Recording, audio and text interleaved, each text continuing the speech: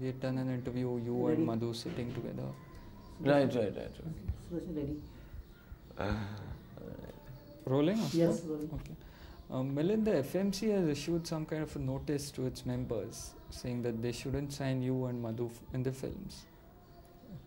Can you tell us a little bit about that? I've heard that the FMC has requested that the producers and directors of the film industry should not sign us for films for some reason. But I have had no intimation of this personally. But I feel that even if it's true, I have read and I've been told that there are people who have been under similar bans, but who are signed by people who are members of the committee of the FMC.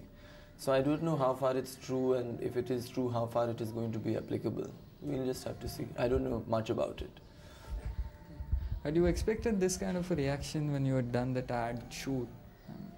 Definitely not. I mean, the reaction that has taken place has been far beyond any other reaction that has ever happened, to any other ad or even a movie or anything.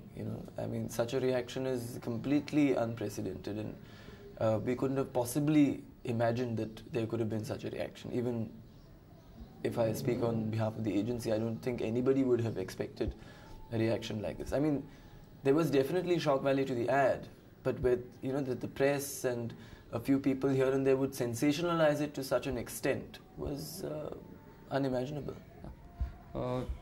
What was Mr. Sippy's reaction to this? Well, his comment was that he had signed us 5 or 6 months ago, and he has received some sort of a notice from the FMC, but he says that, I mean, as far as I am concerned, I'm not going to take cognizance of that intimation. I have signed them about 5 or 6 months ago, and I'm going to go ahead with the film. Nobody's going to stop me. So I suppose that's where the situation is. So I don't know who is affected and who is not. That remains to be seen, probably. Milind, if you had known that this thing would snowball like this and grow into such a big thing, would you have avoided doing the shoot? Definitely. I mean, that goes without saying, because I don't need this sort of inconvenience. I don't need this sort of publicity. To me, I mean, I'm a professional model. I just did it as any other job. And if I thought that, I mean, we all want to avoid professional hazards in our occupation. So, but they do crop up. But if you know that for certain this is going to affect you in a negative way, you wouldn't do that, because it's harmful to your career, to your personal life, and to everything. So if I had known that this would be the situation, I definitely would not have done it. Now, what is the situation as far as the film is concerned? Is it going ahead? Are you going on the floors with it? Can you tell us a little bit about it? Well, so far everything is going very smoothly. Mr. Palekar has been we've been having meetings together with Mr. Sippy and Mr. Palekar, and we've discussed the roles and the look and this and that and everything, and we'll probably start shooting after rehearsing for about maybe a couple of weeks or 3 weeks, and we'll start shooting, I think, around the middle of November, and finish the film hopefully in a couple of months. Yes, rolling. Milind, now this thing will remain always on your, when you look back, how will you look at it, this whole episode? Well, I look at it as an interesting experience because nothing like this has ever happened before. I don't think that something like this may happen for quite some time because people are going to be a lot more careful.